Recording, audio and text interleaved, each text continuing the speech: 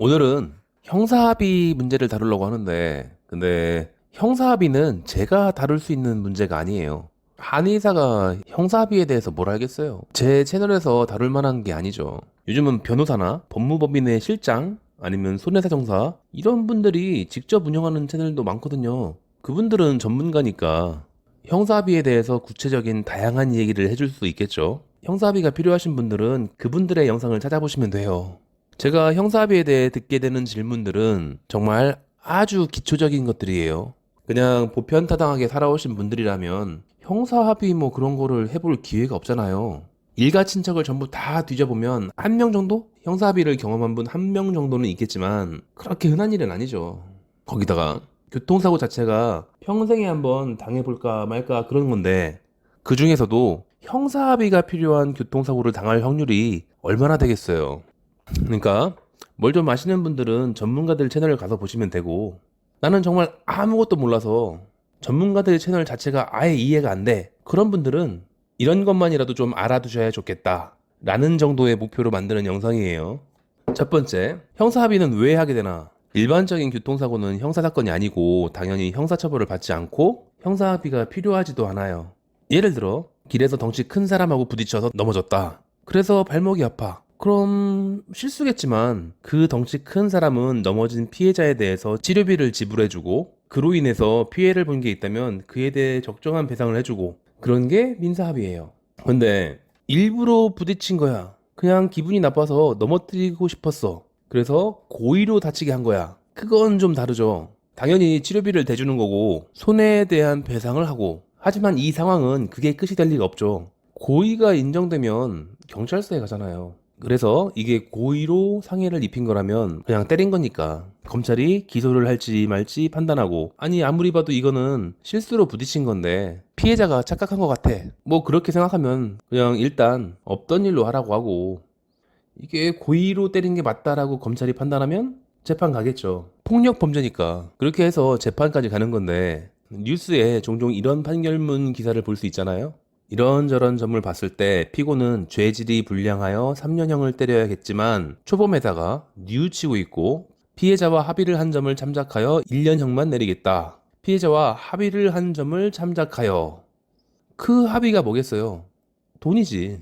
그런 게 형사합의금이란 말이에요. 그런데 이게 종류가 좀 다른 것 같아요.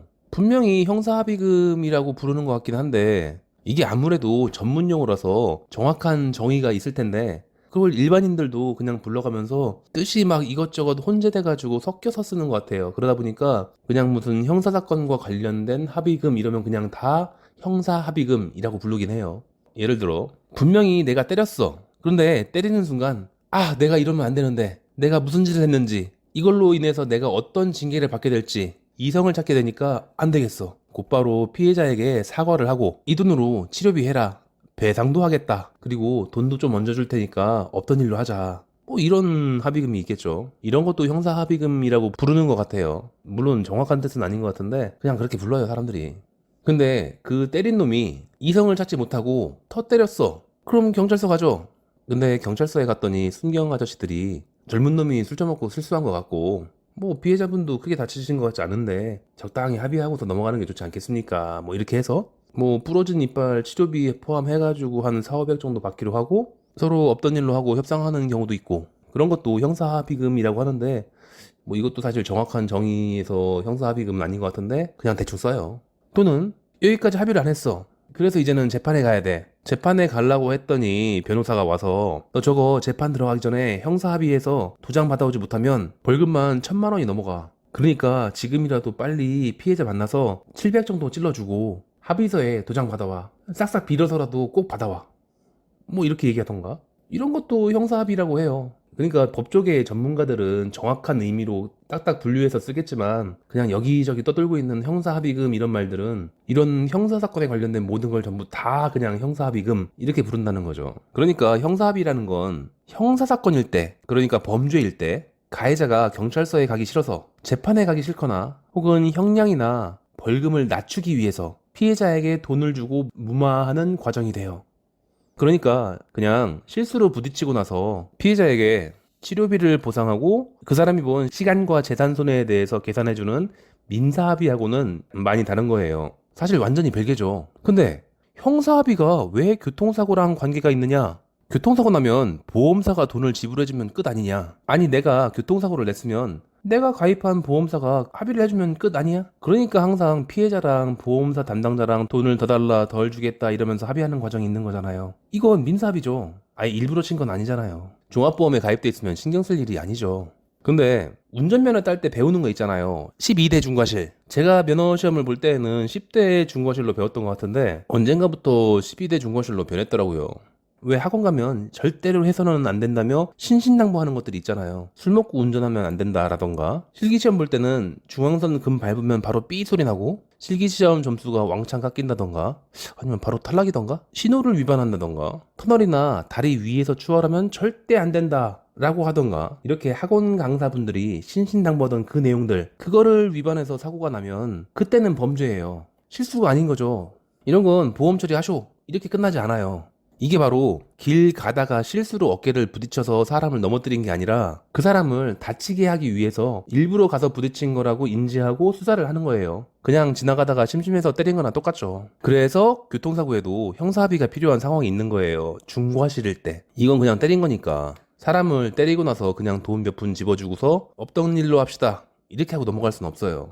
왜 이렇게 기초적인 내용 얘기를 하냐면 이런 정도도 몰라요. 대부분 이런 정도도 모르는 상태에서 전문가분들이 운영하는 채널의 영상을 보면 이해가 하나도 안 되는 거죠. 언젠가 제 영상에 문의글이 달린 적이 있었는데 이게 좀 오래돼가지고 정확히 기억나진 않아요. 그분은 이 사고가 형사합의 대상이라는 얘기를 들었대요, 어디선가. 그래가지고서 형사합의를 봐야 되나 보다 라고 생각했고, 이게 얼마를 받아야 되는지 계산도 좀 하셨을 테고, 근데 연락이 안 와. 이게 내가 경찰서 찾아가가지고서 형사합의 해드리겠습니다 라고 하는 건 아닐 것 같은데 말이야. 근데 계속 연락이 안 오니까 저한테 문의를 하셨나봐요. 내가 형사합의를 해야 된다고 하는데 도대체 형사님이 연락을 안 주세요. 아, 그분한테 전화가 와야지 뭐 형사합의라는 것도 하고 그럴 것 같은데 이걸 어떻게 해야 되는 건지 물어보시더라고요. 그렇죠. 보통 사람들이 형사합의를 해볼 일이 평생에 별로 없잖아요. 범죄하고 많이 관련되어 있는 직업이 아니면은 잘 모르죠. 그러니까 이분은 형사합의가 필요하다고 하니까 아, 경찰서에서 있는 형사분이 합의를 주선해 주시나 보다, 그렇게 알고 계셨던 거죠.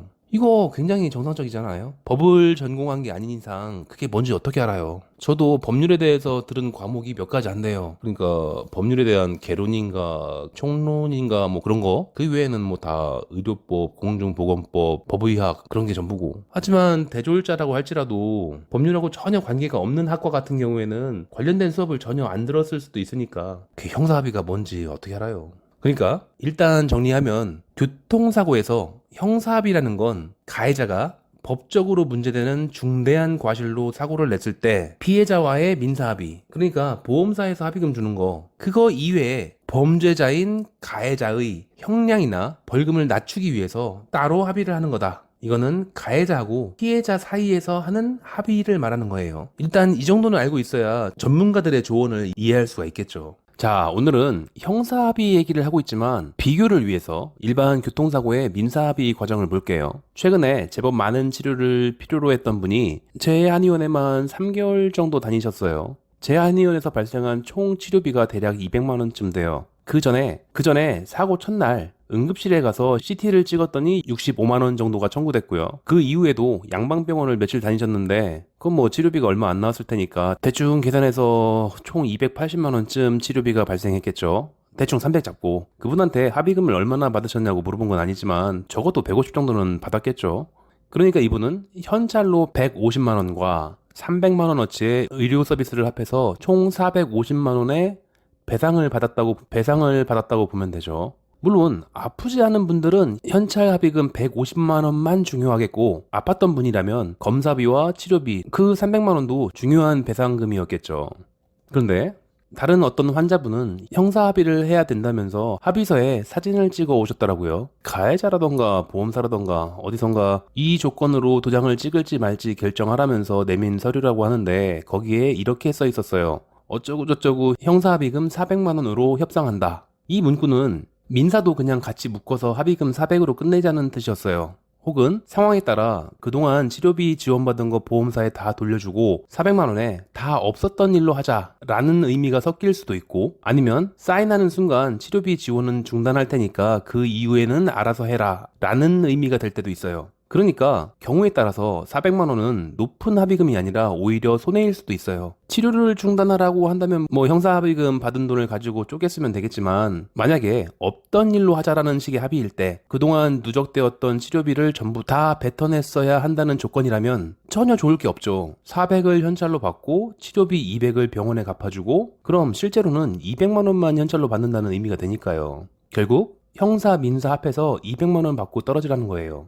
법이라는 거 잘 모르잖아요. 문구를 조금 바꾸거나 조사를 조금 바꾸거나 해서 전혀 다른 의미가 될 수도 있는 건데, 우리처럼 문외한인 경우라면 그게 무슨 소린지 정확히 알아챌 수가 없잖아요. 그래서 형사합의금을 협상할 때 문구를 잘 읽어보시고 적당한 금액이라고 생각되시더라도 이게 사인하는 순간 민사합의도 합쳐져서 당장 치료비 지원이 끊기는 건지, 아니면 사고가 없었던 걸로 했기 때문에 그 전에 쓴 치료비가 있다면 그걸 다 뱉어내야 한다는 뜻인지, 아니면 민사는 따로 해서 형사합의는 재판용으로 쓰는 거고 치료는 보장해준 다음 그에 대한 민사금은 따로 준다는 뜻인지, 그런 걸 정확히 확인하셔야 돼요. 별로 아프지 않은 사람이라면 대충 받고 끝내도 되겠죠. 근데 아픈 분들은 오히려 손해가 날 수 있으니까 잘 보셔야 되는 거예요. 요즘은 특히나 대인 1까지 치료비는 지원하고 형사 합의금은 따로 몇백, 이런 식으로 문구를 다는 경우가 많아요. 아마 오토바이 배달이 늘어나면서 이런 현상이 생긴 것 같기는 한데, 귀찮아질 수 있는 모든 상황을 한 번에 해결하고 싶어서 그런 것 같아요. 피해자가 책임보험 한도 이상의 치료를 받으면 골치 아파지는 경우가 워낙 많으니까요. 말이 좀 중구난방인 것 같지만 정리하자면, 형사 합의하실 때에는 그 문구 자체에 모든 합의가 전부 다 포함된 의미인 건지, 민사 합의는 따로라는 의미가 명시된 건지 그걸 잘 확인해 두시고, 본인의 아픈 상황, 향후 치료비에 대한 비교, 이런 걸 잘 해봐서 오히려 손해가 날 수 있는 상황은 피해야 되겠죠. 그리고 치료가 더 필요해서 민사합의를 형사합의에 포함시키기에는 너무 적은 금액이라고 판단된다면 형사합의금을 더 올려달라고 협상을 하시던가, 아니면 민사합의와 별개로 한다 라는 의미의 문구를 꼭 삽입하라고 하셔야 돼요.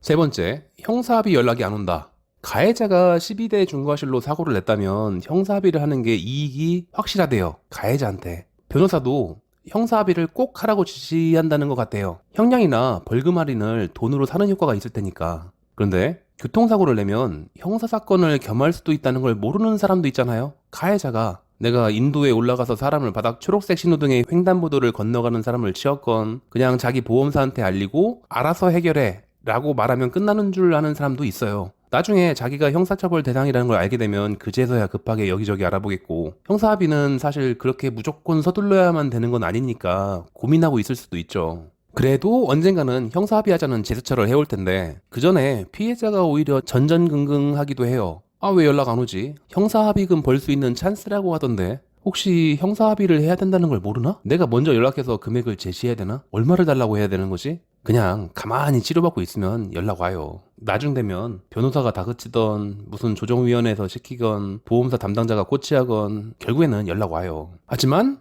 꼭 그런 게 아닐 수도 있어요.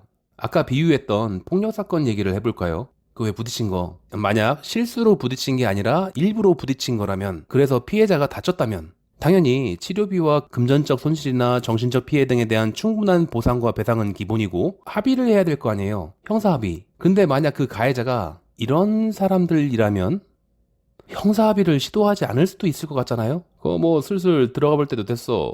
돈이 없어서 파산 신청했는데 내가 그럴 돈이 어딨어. 법대로 해.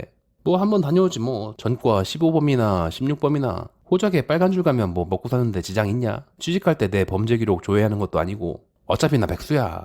야, 벌금 얼마야? 이럴 줄 알았으면 2배로 때리고 벌금도 2배로 낼 걸 그랬네. 뭐 이런 사람들도 있지 않겠어요? 교통사고도 마찬가지죠. 저런 사람들이 교통사고를 냈을 때 원만하게 형사합의를 할 것 같나요? 실제로 음주, 역주행, 중앙선 침범 등등에서 형사합의금을 못 받은 환자분들을 의외로 자주 보게 돼요. 4. 형사합의 결렬. 형사합의도 합의잖아요. 이게 서로 합의 안 맞으면 결렬될 수도 있죠. 중과실 가해자는 형사처벌을 줄이거나 없애려면 피해자와 만나서 협상을 해야 될 테고, 예를 들어 벌금이 1000만 원 나와. 근데 합의를 하면은 벌금을 200으로 줄일 수 있대. 그렇다면 800만 원 이하의 선에서 형사합의를 해보려고 노력을 해야겠죠. 그럼 피해자는 자신의 치료비나 민사합의금을 생각해보고 사고 당시 가해자의 태도도 참작하게 될 테고 적당선에서 형사합의를 제시하게 될 텐데, 근데 피해자가 다짜고짜 형사합의 해줄 테니까 1000만 원 내놔. 그럼 합의해줄게. 이럼 협상이 잘 안 되겠죠. 가해자가 형사합의를 원만하게 했을 때 예상되는 이익이 800만 원인데 갑자기 1000만 원 달라니, 또 그렇게 말도 안 되는 금액일 때는 무슨 공탁을 건다던가 뭔가 그런 것도 있대요. 그리고 제 경우인데 제가 예전에 음주운전 사고를 당한 적이 있어요. 가해자의 상태를 보니까 아주 만취는 아닌데 똑바로 걷지는 못해요. 사고 난 요일이 주말이라서 집에서 쉬고 월요일날 출근했는데 아침에 만나자고 연락이 오더라고요. 퇴근하고서 집 근처 카페에서 봤더니 사과를 하시고 합의를 하자고 하시는데 한 200 정도 드릴 테니까 별로 안 다치신 거면 치료도 빨리 중단해 주시고 민사합의도 좀 서둘렀으면 좋겠다 그러세요. 근데 그 차에 한의사 3명하고 양방의사 1명이 타고 있었다는 게 문제죠. 합의금을 뭐 별로 신경 쓰는 사람들도 아니고 어차피 치료받으면서 경과 관찰하고 있으면 형사합의고 뭐고 민사합의금만 해도 충분히 그보다 훨씬 높은 금액이 나온다는 걸 알고 있는 사람들인데, 그리고 교통사고 후유증이 얼마나 무서운 건지 늘 일선에서 보고 있는 사람들인데 이게 원만하게 합의될 리가 없죠. 그러니까 이번엔 역으로 가해자분들은 피해자들의 손해 상황을 좀 알고 있어야 적절한 합의금을 제시해보든지 말든지 할 텐데 이걸 전혀 모르고 역시 아무것도 모르는 주변 친구들한테 뭐 야 한 200 챙겨줘봐 그럼 합의해줄 거야 이런 말만 듣고 오셨을 때니까 협상이 아예 불가능하죠. 그러니까 이분은 원래 즉시 변호사를 찾아갔어야 돼요. 자, 오늘 정리해요. 형사 합의를 봐야 되는 상황일 때 아셔야 될 아주 기초적인 사실들. 1. 일반인들은 형사 합의를 원래의 정확한 의미가 아니라 형사 사건과 관련된 모든 종류의 합의를 뭉뚱그려서 대충 얘기하는 경향이 있어서 이런저런 정보를 찾아볼 때 혼동이 될 수 있다. 2. 형사 합의를 하는 이유는 가해자의 혜택을 위해서이다. 3. 형사합의와 민사합의는 따로 나눠서 하는 게 좋다. 단 별로 아프지 않으면 대충 알아서 합의하셔도 상관없다. 4. 형사합의는 아주 늦을 수도 있다. 꼭 즉시 해야만 되는 건 아니다. 기다리면 알아서 연락 온다. 5. 형사합의를 포기하는 가해자도 있다. 그리고 얼토당토안하게 높은 형사합의금을 제시한다면 그쪽 변호사가 알아서 처리하는 방법이 있다. 이렇게 5가지예요. 자, 아주 기초적인 상황은 알았으니까 이제 빨리 진짜 전문가분들의 영상을 찾으러 가보세요.